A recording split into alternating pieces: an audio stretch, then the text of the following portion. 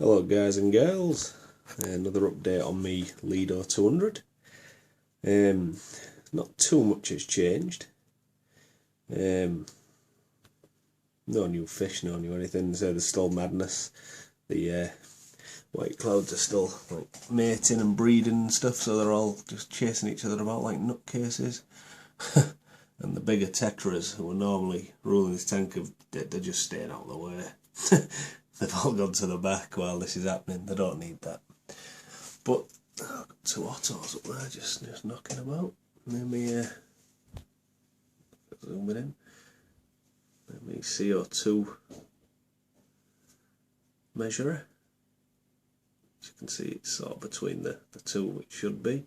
For those who've been watching my videos, I showed a while back that I've been using a SodaStream bottle and a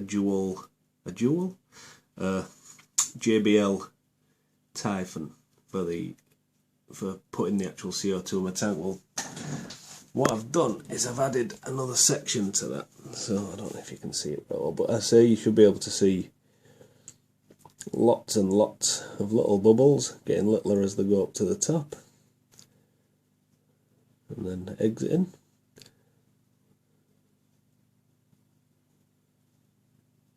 And that's putting the CO2 into the water. So apparently with this, adding the extra bit gives you an extra 200 litres. You know, apparently you can now use that for a tank which is 400 litres now. But all I've done is I've turned my actual supply down, so it's going in one bubble every 2 seconds. But because it's in the water a lot longer, you know, actually dissolving, the bubbles used to get to the top of half of that Taifun and still be, you know, reasonably big. Now, the ones what are getting to the top of there are very small. So they're going in big, and because it's diffusing it in the water over a big time, I'm hoping I'm going to be able to use less. Not that I'm using a lot anyway. I mean, by the look of the gauges on my SodaStream bottle, got a feeling this is, you know, I think that's going to last me at least 3 months, maybe 4, 5, 6 months. It's hardly moved at 1 bubble a second, so it's going well. But yeah, that's definitely, I don't know why I find I look at that a lot. Just watch them bubbles spinning. Well, my fish are all dicking about. Look at them. I put some live Daphnia in earlier. Oh, it was a mess. I should have actually filmed that, but I don't think I was quick enough. There was just a crazy frenzy, and loads of Daphnia got obliterated, and glass worms. They didn't last long. Same as in my better tank downstairs. I put him a slack handful in. He just went nuts. So I've still got a couple of. Let's be able to actually see him and not just be. Good camo on sand. Being white. Yeah, you. But yeah, I've been down to a few fish places today. I've been to all my local ones. So I got that. The extension.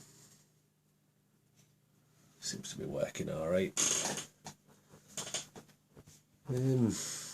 Yeah, I'm hoping it's going to help a bit with it. I've got a little bit of like brown diatom algae growing everywhere, whereas I know if I had a few shrimps in, that'd be gone because they love that stuff. But there's only one shrimp in this tank. The area what it lives around is really clean. It lives in all this, and most of the algae on that just gets done in. But there is a lot in the, well, I say a lot in the tank. It all started growing when I had a biological, like, fermentation CO2 in, and I say it was just so hit and miss that the levels was just changing all the time, and I got a bit of an algae boom. But that's why, if you watch any of my other videos, you'll know I'm breeding shrimp, or trying to breed loads of cherry shrimp to populate all my tanks, and I quite like them. They're a lot of fun. So yeah, the only real, so much dicking about, the only real change to this tank is I've added the extended JBL Taifun As you can see, the bottom half's dirtier than the top half. That's how you know which is which.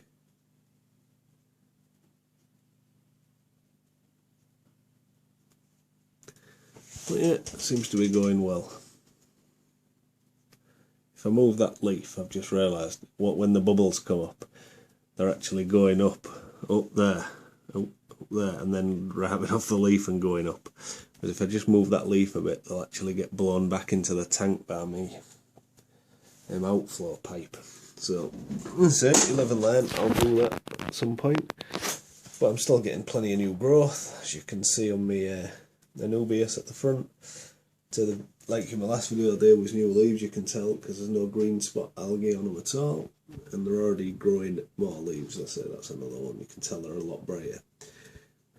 There's a flower, unfortunately it's never going to reach the surface because it's a 60cm high tank. But yeah, up to now, all my plants that I cut down are regrowing back, because I say they got to the point where I had a bit of white spot in here, and they lost all the leaves while I had the lights off a week while I was dosing methylene blue. So cutting them down, they're all back on the grow again. You'll see there's two plants, two like spindly-ish ones there and there. Those stems right from the bottom. They're just cuttings out of my better tank. Now I cut the plant down, I cut it in half in my better tank and put them in here at about probably, you know, that big, maybe 3 inch, 4 inch, and they're both like at least 40 centimeters up now. And just a quick blaze over here, you might have seen my other videos with a shrimp tank, but that one at the back, well, that one, the one here is also a cutting of that, which was a couple of centimeters. That one at the back there, and that one what's now grown too big for this and is going to have to get cut again. But now it's at the top, it's got lovely red leaves, look at them. So I will cut that one down and probably put it in here to grow nice and tall in this tank.